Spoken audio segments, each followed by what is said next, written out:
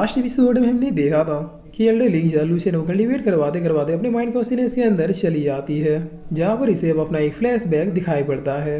इस फ्लैशबैक में हमें एक डिस्ट्रॉय हुए प्लेस को दिखाया जाता है, जहाँ पर एल्डर लिंजा डर से हमें पत्थरों के पीछे छिपके बैठे हुए थे और इससे चारों ओर बस लाशें बिछी हुए थे। तब थोड़ी देर में कोई लेडी एल्डर लिंजा के पास आती है और आते हुए कह दे कि बेटी डरो मत, मैं तुम्हारी हेल्प करने आई हूँ। जिसके बाद ये लेडी एल्डर लिंजा के सर पे अपना हाथ रखते हुए इसके सारे इंजरियों को ठीक कर देती है और अभी तक इसने जो कुछ भी झेला उसे भुला देती है।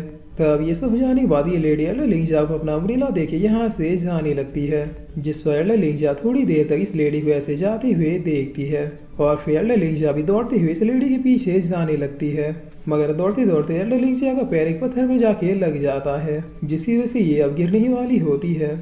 लेकिन तभी ये लेडी दोबारा आके एल्डर लिंजा को पकड़ लेती है। चूंकि एल्डर लिंजा अभी बस 4 साल की थे, इसीलिए उसे अभी कुछ ही समझ में नहीं आता और वो बिलक बिलक के रोने लगती है। तब ये लेडी एल्डर लिंजा को चुप कराते हुए कहती है कि क्या हो बेटी, क्या तुम मेरे साथ आना चाहती हो? जिस पर एल्डर लिंजा भी हाँ में इशारा करती है। तब ये लेडी कहती कि लेकिन मैं जहाँ पे जा रही हूँ वहाँ पे बहुत ही ज्यादा खतरे हैं। जिस पर एल्डर लिंजा कहती कि मैं नहीं डरती, मुझे भी आपके साथ चलना है। तब ये लेडी कहती ठीक है चलो, आज से तुम मेरी बेटी हुई। मैं जहाँ पे जा रही हूँ तुम्हें वहाँ पे तो नहीं ले जा सकती, लेकिन तुम्हें इस लायक बना दूंगी कि तुम्हें फ्यूचर में किसी से भी डरने की जरूरत नहीं पड़ेगी। जिसे सुन के एल्डर लिंजा भी खुश हो जाती है। तब ये लेडी पूछती है कि अच्छा बता तुम्हारा नाम क्या है? जिस पर एल्डर लिंजा अपना नाम लिंजा बताती है। तब ये लेडी कहती कि वाह कितना प्यारा नाम है, मेरा नाम जिंग है और तुम मुझे आज से मदर जिंग बुला सकती हो। जिस पर एल्डर लिंजा भी बहुत ही खुश होकर इस लेडी को मदर बुलाती है।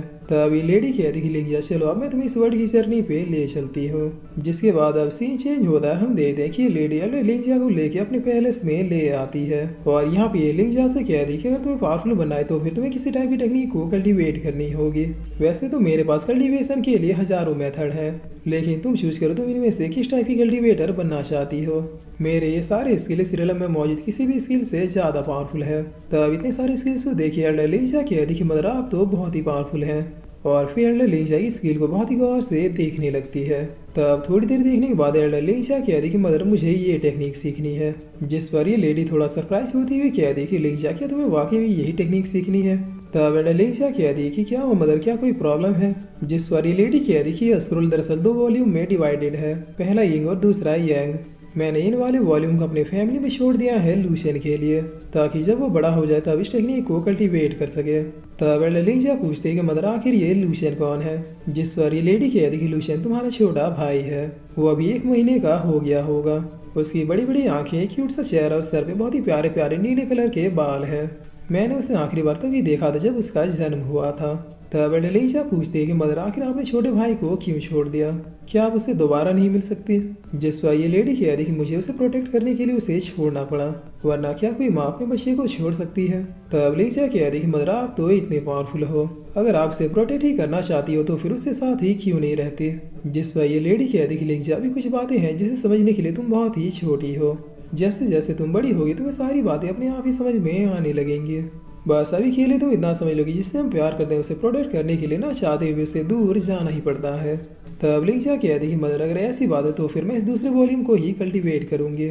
जिस पर ये लेडी कहती कि लिंजा अगर तुम इस टेक्निक को कल्टीवेट करोगे तो फिर हो सकता है कि फ्यूचर में तुम्हें मेरे या फिर लूशियन की वजह से परेशानी हो, क्योंकि ये हमारे क्लैन की one of the most powerful technique में से एक है।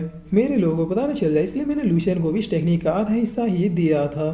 तब लिंजा कहती कि मदर आप बिल्कुल भी चिंता मत कीजिए, मैं इसी टेक्निक की हेल्प से फ्यूचर में छोटे भाई को ढूंढ लूंगी और उसे बताऊंगी कि आप उसे कितना मिस करती हो।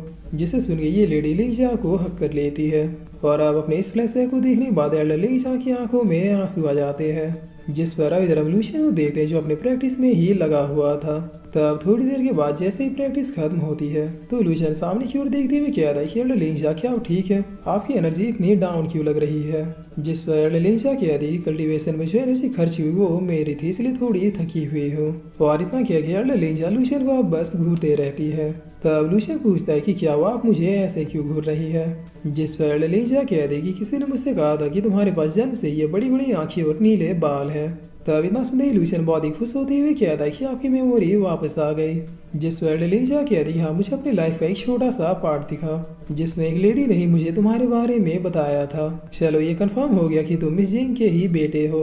मुझे लगा नहीं था कि मैं छोटे रैबिट से इतनी जल्दी मिल जाऊंगे। तब लूशन अब सीधे एल्डर लिंजा के पास आते हुए कह रहा कि एल्डर आखिर आपको कितना याद आया, क्या आपको पता चला कि मेरी मदर कहाँ गई है? जिस पर लिंजा कहती कि नहीं उतना भी याद नहीं आया, बस पहली बार मैं तुम्हारी मदर से कैसे मिली उतना ही याद आया। उन्होंने कहा था कि वो जहाँ पे जा रहे हैं वहाँ पे मुझे लेके नहीं जा सकते क्योंकि वो प्लेस बहुत ही ज़्यादा डेंजरस है। तो एवोल्यूशन कहता है कि एल्डर लिंजा थोड़ा दिमाग पे जोर लगाइए, क्या पता आपको याद आ जाए। जिस पर एल्डर लिंजा अपना सर पकड़ते हुए कहती कि नहीं याद नहीं आ रहा। तो एवोल्यूशन कहता है ठीक है प्लीज़ आप शांत हो जाइए। पिताजी ने मुझसे एक बार कहा था कि मदर एक एंशिएंट क्लैन से बिलोंग करती है जो इतने पावरफुल है कि हमारे रिलम को पलक झपकते ही डिस्ट्रॉय कर सकते हैं। इसका मतलब कहीं ये डेंजरस प्लेस खुद उन्हीं का क्लैन तो नहीं। पहले मदर ने मुझे पिताजी को अकेला छोड़ दिया, उसके बाद अगर आप उनसे मिली तो फिर आपकी मेमोरी भी गायब है। आखिर ये सब हो क्या रहा है? मदर ने मेरे लिए कोई हिंट क्यों नहीं छोड़ा? जिस पर लिंजा कहती कि तुम्हें अपनी मदर के बारे में चिंता करने की जरूरत नहीं है, वो इतनी पावरफुल है कि जैसे ही कोई गॉडेस। वो शायद कितनी डेंजरस प्लेस में चली जाए लेकिन उनका कोई भी कुछ नहीं बिगाड़ सकता। अगर तुम्हें उन्हें ढूंढना है तो फिर तुम्हें अपनी मदर की तरह ही पावरफुल बनना होगा और इसके लिए तुम्हें हार्डवर्क के एक्सट्रीम लेवल को भी क्रॉस करना होगा। जिस दिन तुम कल्टीवेशन के मामले में मुझे भी क्रॉस कर दोगे उस दिन शायद मुझे और कुछ बातें याद आ सकती है। तो एवोल्यूशन कहता है ठीक है चलिए बताइए आखिर आप कितने पावरफुल हैं। जिस पर लिंजा कहते कि मैं लॉर्ड वीविंग को डिफीट नहीं कर सकती क्योंकि वो इस सेट में मोस्ट पावरफुल पर्सन है। डीन को मैं टक्कर दे सकती हूँ लेकिन मुझसे ज़्यादा एक्सपीरियंस होने की वजह से वो शायद मुझे डिफीट कर देंगे।